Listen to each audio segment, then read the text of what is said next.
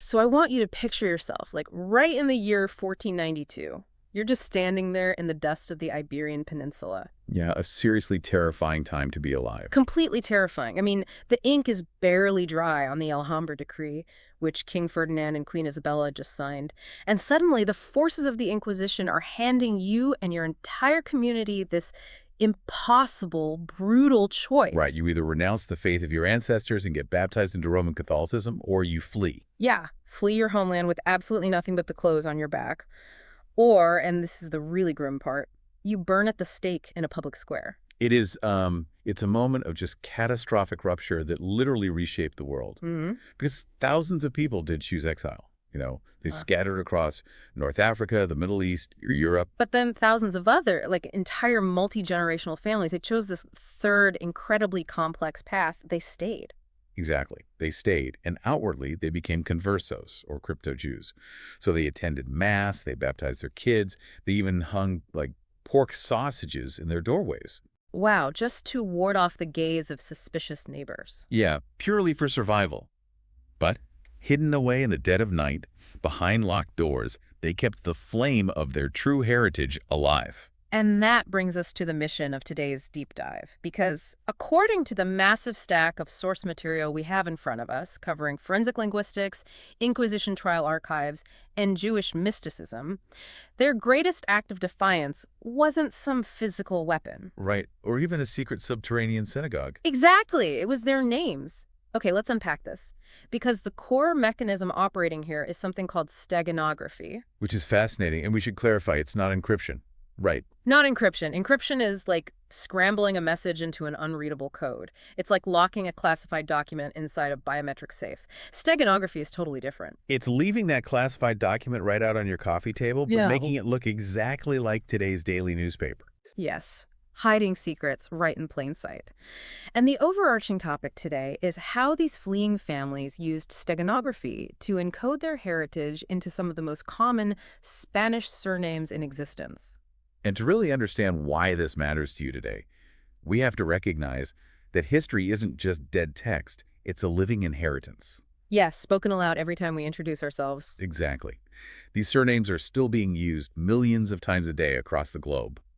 But deciphering what those names actually meant to the people who originally took them, that has sparked a pretty raging battle among modern historians and genealogists. Oh, yeah. The source material shows two entirely different frameworks for interpreting the exact same historical events. So on one side, we have this mystical, romantic lens. The patient zero for this theory being Per Bonin's book Sangre Judea, or Jewish Blood. Right. Bonin leans heavily into the idea that conversos use something called Notariqon, Which is an ancient Jewish mystical practice of turning names into secret Hebrew acronyms. So under this theory, a converso family adopting the super common Spanish surname Ortiz wasn't just, randomly pulling a name from a registry. They were engineering a phonetic acronym. Yeah, Bonin argues that sounds like or in Ortiz mapped conceptually to the Hebrew word for light. So the name essentially stood for a hidden phrase, translating roughly to, the light of the Torah of God is life. Which is just, it's such a poetic idea. It paints this picture of ancestors operating as these brilliant operatives, outsmarting the church bureaucracy right under its nose. It does, but if we pivot to the forensic academic lens, researchers like Jeffrey S. Malka offer a starkly different reality. Yeah, Melka's work in his Dictionary of Sephardic Surnames relies strictly on empirical data. He totally bypasses the mystical wordplay. Right, he goes straight to medieval notary documents, pre-expulsion tax registries, and the actual trial transcripts of the Inquisition. He also looked into tubas, right? Yes, the traditional Hebrew marriage contracts preserved by families who managed to escape to places like Cairo and Amsterdam centuries later. And that archival evidence reveals a much grittier survival strategy. It's a lot less romantic. Exactly. Malka proved that when Jewish families were forced to the baptismal font, they were seeking absolute, total invisibility. So they just took the exact surnames of their powerful Christian baptismal sponsors, like the landlords or local nobles vouching for them. Or they just took the name of the local town or geographical landmark where they were registered. And the pushback against the mystical theory gets even heavier when you look at the papers from the Instituto Cervantes. Yeah, the global authority on the Spanish language. Right. They published this highly critical series titled The Assassination of Language. They basically say that forcing Hebrew acronyms onto ancient Spanish names is historical revisionism. Because names like Ortiz or Garcia were deeply rooted in the Basque and Visigothic soil of Spain hundreds of years before the Inquisition even existed. Honestly, looking at it objectively, isn't Melka's theory just a vastly superior survival tactic? I mean, the Bonin theory feels like trying to hide your IP address by using a clever, poetic riddle for a username. That's a great way to put it. Right, whereas Malka's research suggests they just unplugged the router entirely and disappeared into the crowd to get complete statistical anonymity. Well, the unplugged router is definitely a highly effective way to survive a physical purge. But the truth of converso history likely requires holding both of these realities at the exact same time. Wait, really? How does that work? Well, you have outward bureaucratic assimilation for physical survival, right? That's the unplugged router. But internally, an oral tradition signaling system develops within secret circles. Oh, I see. Because statistical anonymity keeps you off the Inquisition's radar, but it also totally isolates you from your own community. Exactly. You still need a way to find each other. Okay, let's look at a live case study from the sources to see how these competing theories collide. Let's take Garcia. Arguably one of the most unremarkable, ubiquitous names in all of Spain. Right. Now, from the linguistic perspective of the Instituto Cervantes, Garcia is strictly a patronymic name of ancient Basque and Visigothic origin. Evolving from the Basque word Garcia, which means the young warrior. And they stress there is zero Hebrew etymology in its creation. And this is where it gets crazy. The converso oral tradition layers a completely different reality over that Basque root. You have to think about the crisis the underground community was facing in the 1500s. Synagogues are being burned to the ground. Public worship is literally an immediate death sentence. The community is totally fragmented. So in that environment, the most vital person to protect is the Chazan. The Cantor. Exactly, the Cantor. The musical and spiritual leader of the community, often descending from Levite lineages like Gershon. Because without written texts, the Chazan was essentially the living hard drive of the faith, right? Yes, the one who kept the ancient melodies, the prayers, and the exact pronunciations alive. So you had to protect the Cantor at all costs. And according to the steganographic theory, the community engineered a deliberate phonetic code to track them. Right. So the Hebrew word for to dwell or to live as a stranger is gar. And you add that to Chazan. You get gar Chazan. Here dwells the Cantor. Oh, wow. So to an Inquisition informant, Garcia is just a standard dime-a-dozen peasant name. It draws literally no attention. But within the underground network, it was an intentional phonetic signal. It was a beacon allowing spiritual guardians to identify each other across completely fractured communities. And all without leaving a paper trail. Exactly. And Bonin takes this concept even deeper with conceptual mapping. Oh, right, the animal totems. Yeah, he takes the original Basque root of Garcia, the young warrior, and maps it to the Hebrew animal totem, dove, the bear. Which in Jewish tradition signifies hidden but formidable strength. Like quiet endurance, sleeping through a harsh cultural winter, just waiting for the thaw. Here's where it gets really interesting to me. It's like building a linguistic safe house.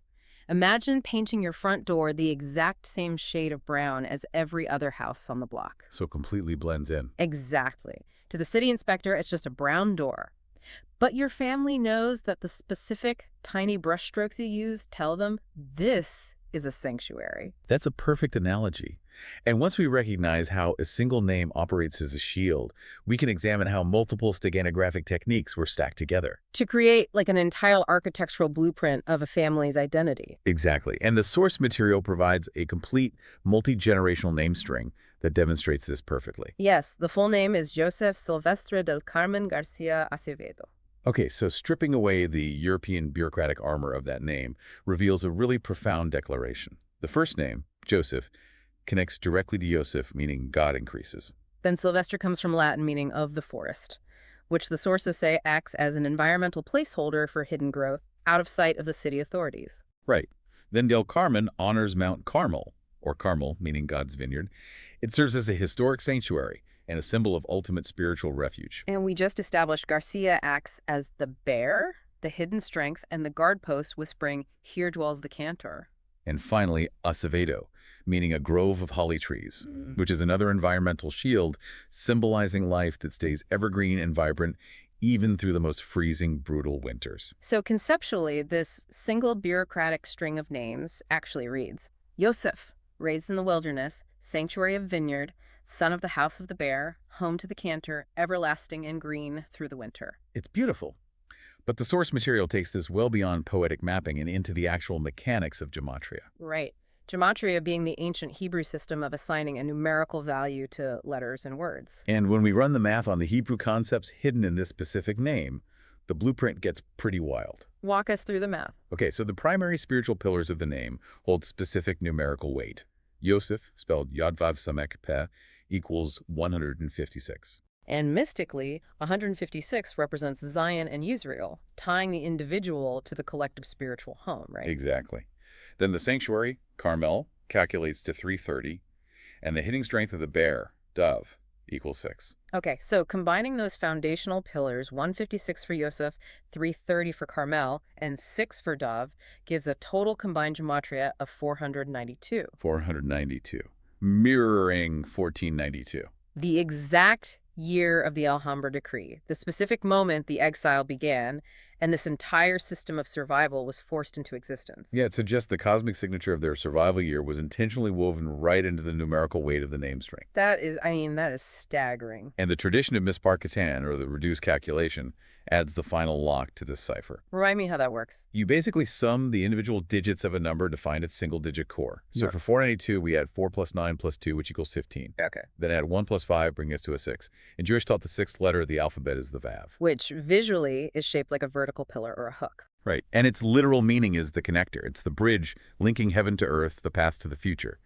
So encoding a reduced 6 guarantees that no matter how far the branches of the family scatter, the connection to the roots remains unbroken. Okay, but let me challenge this for a second. Let's play devil's advocate. Sort it. If I am a terrified converso peasant, Right.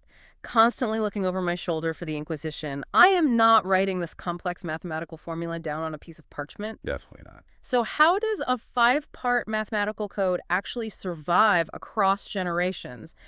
At what point does this become confirmation bias? That's the big question. Are we just torturing these numbers until they confess to the pattern we desperately want to find? Or is a number like 492 mirroring 1492 simply too exact to be a coincidence? Well, forensic linguists absolutely call this confirmation bias. I Yeah. mean, they demand a paper trail that simply cannot exist for an underground community. Right, because writing it down would get you killed. Exactly. But the mechanics of oral tradition in crypto-Jewish families were incredibly robust. This information wasn't passed down in classrooms. It was whispered. Yes. Whispered by mothers, lighting Sabbath candles in secret cellars. It was embedded in deathbed confessions, where elders would finally reveal the true family lineage to the next generation just before they died. Wow. So whether the mathematical perfection of 492 was the result of highly conscious engineering by Kabbalists, or just a subconscious cultural resonance, the fact that the pattern holds is what makes it significant. Because survival often requires operating entirely off the grid, relying on memory and ritual instead of ink. Exactly. But not every family had access to Kabbalistic scholars to engineer a 5-part mathematical fortress. Sometimes you just needed a simple, effective shield. Very true. Let's look at how other well-known Sephardic families deployed completely different, simpler types of steganography like phonetic, geographic, and environmental shields. Right. The surname Perez is a brilliant example of a phonetic mirror. Because outwardly, on official documents, it is just a standard patronymic Spanish name meaning son of Pedro. It provides excellent mundane cover, but phonetically, it perfectly mirrors the major biblical name, Peretz. Which means breach or to burst forth. Right. And because Peretz was the ancestral line of King David, a family could walk around with a standard Spanish ID card while privately honoring the royal lineage of Israel. Hiding in plain sight. And if you couldn't use a phonetic trick, you could use a geographic anchor, like the name Toledano. What's fascinating here is that this wasn't a hidden code at all. It literally means someone from Toledo. Right. Taking the surname Toledano was a proud structural declaration. Toledo was the beating heart of medieval Jewish scholarship before 1492. So by anchoring their bureaucratic identity to that specific city, they were cementing their connection to the greatest center of Western Torah scholarship. Immortalizing it on the very documents that were meant to erase them. Man, that's powerful. Then you have the environmental shield like Olivencia, Yeah, rooted in the border town of Olivenza, which was a massive migration hotspot for conversos crossing the really porous border between Spain and Portugal. And it visually and linguistically acts as a shield by drawing on the olive tree, which is the sacred symbol of enduring life and the oil used to light the temple menorah. It embeds a profound, sacred symbol of endurance right into the colonial paperwork. But we have to track how these strategies evolved, right? Because the Inquisition unfortunately did not stop at the Spanish border. No, it didn't. By 1497, the Holy Office had completely gripped Portugal as well. So the new Christians in Portugal, who were known as Os Portugueses, were forced to adapt all over again. Many of them became seafaring merchants, fleeing across the Atlantic to escape the fires, setting up operations in Caribbean ports like Puerto Rico and the Dominican Republic. The New World offered distance, but the Inquisition eventually followed them there too. So they had to build trust in these massive transatlantic trading networks without exposing themselves to the colonial authorities. The Caribbean environment required entirely new steganographic tactics to build that trust. One of the most prominent was the matronymic lineage. Right, because traditional Spanish naming relies heavily on the patriarchal line. But Portuguese Cryptojews frequently flipped that order. They traced their lineage through the mother's maiden name. Which, to a Spanish tax collector, just looks like a quirky local custom, but it perfectly aligns with traditional halakhic law. Right, where Jewish identity passes strictly through the maternal line. It was a structural adherence to the law hidden in plain sight. And the second tactic they used in the Caribbean was the double surname, things like Lopes Cardozo or Teixeira Fonseca. Yeah. I honestly love this concept. It is essentially a 15th century two-factor authentication system. Lord. Because if you are operating a secret trading network, trust is your only currency. You need to know the person unloading your cargo in Santo Domingo isn't going to just hand you over to the church. Right, the stakes are life and death. So to the Catholic colonial authorities, a double surname just looks like the title of a wealthy aristocratic merchant. But to the underground dock workers, it's a verified passcode. Exactly. It says, I have both keys. I am part of the network. You can trust me. They survived by blending in so perfectly that they became part of the fundamental cultural fabric of the Caribbean.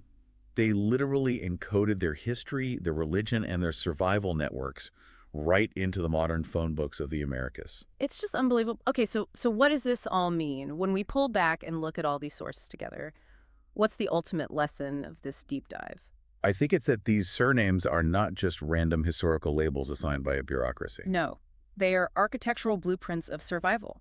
They represent agonizing, brilliant decisions made by ancestors who point-blank refused to be erased from the earth. They preserved the sanctuary, they protected the hidden cantors, and they carried the unbreakable valve right under the cover of the utterly ordinary. And it really makes you think, think about the heavy, unremarkable shields your own ancestors might have carried so that you could be sitting here today listening to this. It definitely demands a total reevaluation of the mundane things in our lives.